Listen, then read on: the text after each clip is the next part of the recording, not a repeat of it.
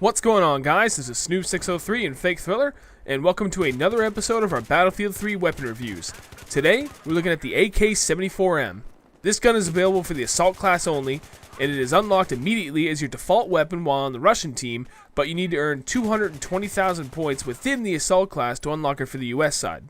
A little bit of weapon info for you guys on the AK-74M. The place of origin is Russia. The magazine capacity is 30 rounds plus 1 in the chamber.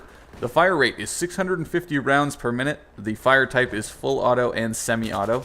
The reload time is 2.1 seconds with a bullet chambered, or 3.1 seconds if you run the magazine completely dry. And the damage is 25 hit points of damage per bullet at 8 meters and trails down to a minimum of 18.4 hit points of damage per bullet at 50 meters. The AK-74M is the first and only gun you get to use within the assault class when you first play Battlefield 3, at least while playing on the Russian team. I'll be honest, once I was able to unlock the M16A3 for both sides, I put the AK-74M away and never went back to it. My first impressions of this gun were not very good, and after going almost 11 months without really using it, nothing's really changed. What stands out to me most about the AK-74M is its low rate of fire, high vertical recoil, and the spread while aiming down sights. Repeating our golden rule in Battlefield 3, the majority of the time, fire rate reigns supreme in this game.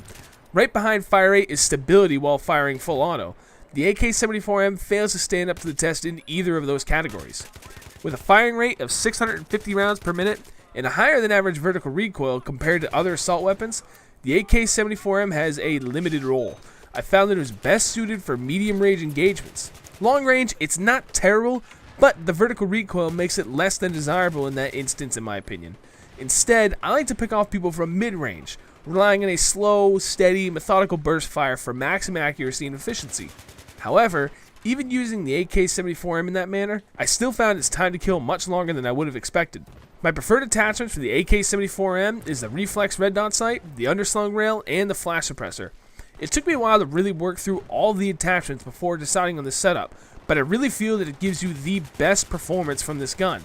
It really needs something to help counter the vertical recoil, but I think that the bipod would be a waste on this gun. As an assault player, you should be mobile, following teammates to be able to offer health and revives when necessary. That does help play to this gun's strength because that will most always keep you in its happy zone, engaging at medium range. I'm going to give the AK-74M a 3 out of 5. It's not a terrible gun, but it's not very versatile either. Its only real saving grace is its respectable reload times. Playing very slow and methodical by aiming down sights even before coming up to doorways or corners, or just exceptional reaction times, can yield good results in close quarters engagements. But let's face it, this gun is not meant for that. It's not terrible at long range either, but it's not the greatest as the recoil will make things difficult for having accurate follow-up shots. It's best off at that medium range where you can take your time and make the most out of what is a limited weapon. The AK-74M is a solid weapon that will deliver consistent results across any situation. I used the AK quite a bit in the beginning of Battlefield 3's life cycle and considered it my try-hard and favorite gun for some time. Unfortunately, the AK-74 is destined to be forgotten. Sure, it's available immediately to the Russian assault players, but it is quickly left for the undeniably better M416, which is the first weapon unlocked for the assault class. Because of this, it's often overlooked and rarely used. The AK itself will, as I mentioned before, deliver consistent results. The rate of fire is on the slow side, so up-close battles will be tougher to win. But this also allows you to sustain fire for a bit longer, and that allows you to make adjustments needed in your aim while continuing to fire.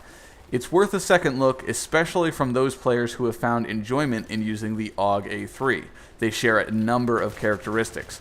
I'm rating the AK-74M a 4 out of 5. This silent but solid assault weapon can hold its own with many of the top tier weapons in the game. Please give it another try. Alright guys, that's going to wrap up yet another shustybang Battlefield 3 weapon review. Hope you guys enjoyed it. Overall, the AK-74M has earned 3.5 out of 5 stars. And as always, we're interested to know what you guys think of this weapon, so leave us a comment and tell us what you would rate it and why. Also, if you could rate the video with either a like or dislike, we'd appreciate it. And finally, if you're interested to see what we think of other weapons in Battlefield 3, check the description for a link that will take you to the entire playlist. Thanks for watching. Alright guys, if you made it this far, we've got a few more videos to check out if you have the time. And keeping in the spirit of the weapon review, we've got 2 more kind of weapon reviews for you to check out. One is an actual weapon review we did in the Spaz 12. It's one of the best shotguns in the game. If you haven't seen that yet, go ahead and check it out, see what we had to think about it. And we did a fairly recent post-patch follow-up on the AEK. Definitely check that out, hear what we have to say, because I do remember that a lot of people were not happy with what I personally had said about the AEK in the first review. So, find out what we had to say about the AEK post-patch, and we'll catch you guys later.